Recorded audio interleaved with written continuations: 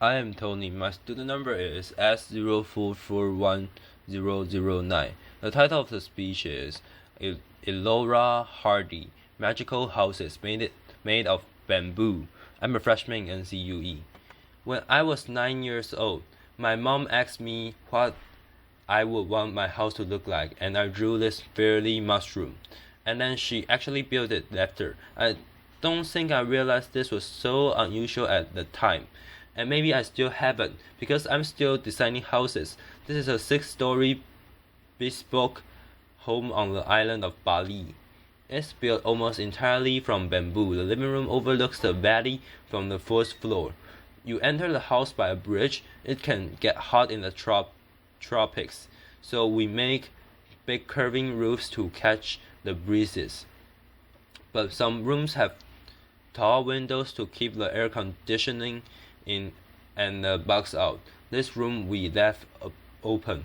We make an air-conditioned, tented bed, and one client wanted a TV room in the corner of her living room. Boxing off an area with tall walls just didn't feel right, so instead we made this giant woven pot. Now we do have all the necessary luxuries like bathrooms. This one is a basket in the corner of the living room, and I've got to tell you, some people actually hesitate to use it. We have not quite figured out acoustic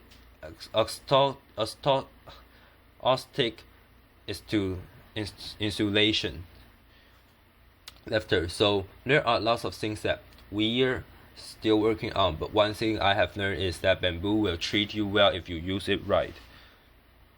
It's actually a wild grass. It grows on otherwise unproductive land, deep ravines, mountainsides. It lives off rainwater, spring water, sunlight, and of the 1,450 species of bamboo that grow across the world. We use just 7 of them. That's my dad. He's the one who got me building my bamboo, and he is standing in a clump of Dendrocalamus asper nature that he planted just 7 years ago. Each year, it sends up a new generation of shoots that shoot. We watch it grow a meter in 3 days just last week. So we are talking about sustainable timber in 3 years. Now we harvest from hundreds of family-owned clumps. Betung, as we call it, is really long, up to 18 meters of usable length. Try getting that truck down to the mountain. It's strong. It has the tensile strength of steel, the compressive strength of concrete.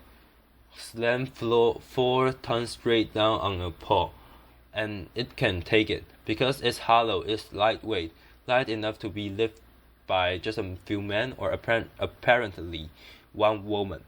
Laughter, applause. And when my father built Green School in Bali, he chose bamboo for all of the buildings on campus, because he saw it as a promise. It's a promise to the kids. It's one sustainable material that they will not run out of. And when I first saw these structures under construction about 6 years ago, I just thought, this makes perfect sense. It is growing all around us. It's strong, it's elegant, it's earthquake resistant. Why hasn't this happened sooner? And what can we do with it next? So along with some of the original builders of Green School, I founded Ibuku. Ibu means mother and ku means mine. So it represents my Mother Earth. And at Ibuku, we are a team of artisans, architects, and designers, and what we are doing together is creating a new way of building. Over the past 5 years together, we have built over 15 unique structures, most of them in Bali. 9 of them are at Green Village.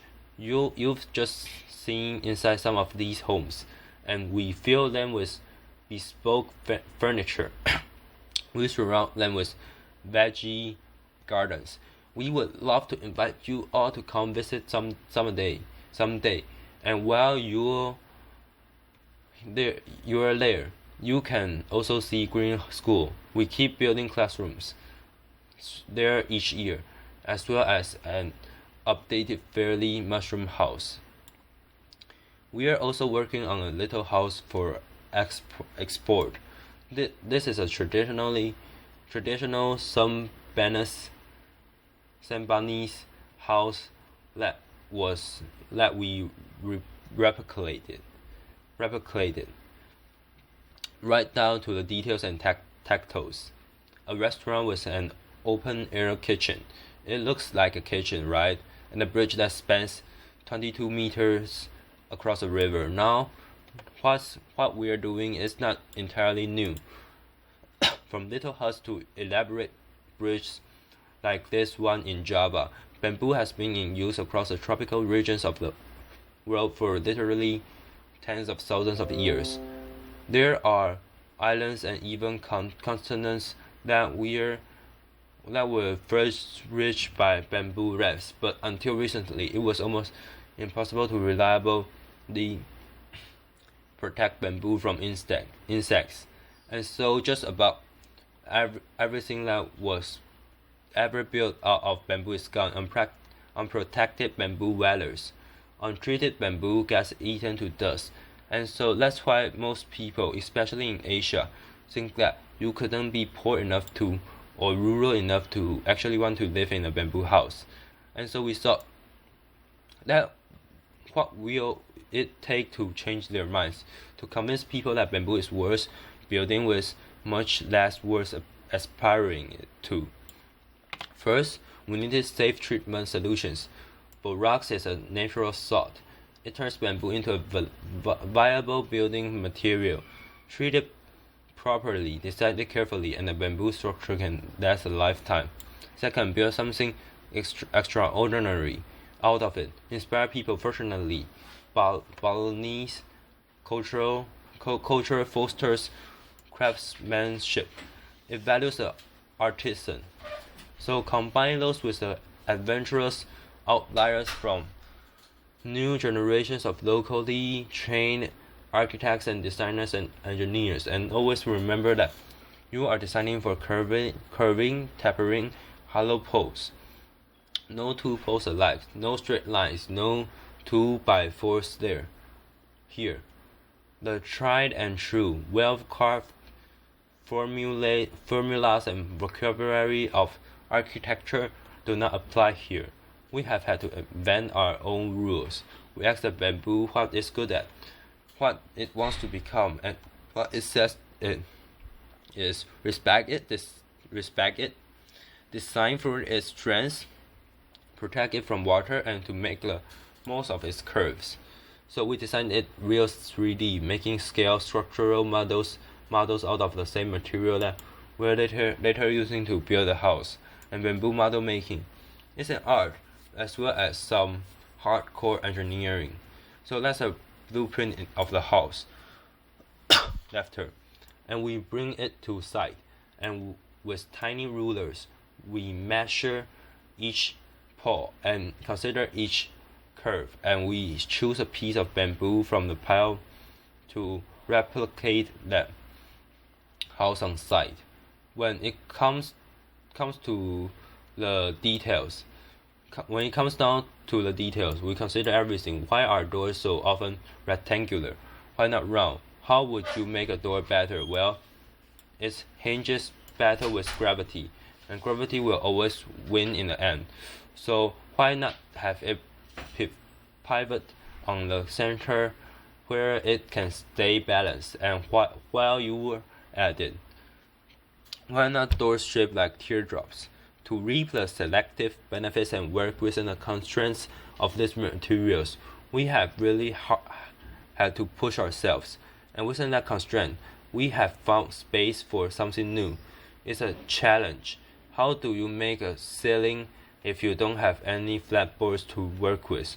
Let me tell you, sometimes I dream of sheetrock and plywood laughter, but if what you've got is skilled craftsmen and It's the busy little splits. Weave let ceilings together, stretch a canvas over it, lacquer it. How do you design durable kitchen countertops that do justice to this curving structure you've just built? Slice up a boulder like a loaf of bread, hand carve each to fit the other. Leave the crust on, and what we're doing is it is almost entirely handmade.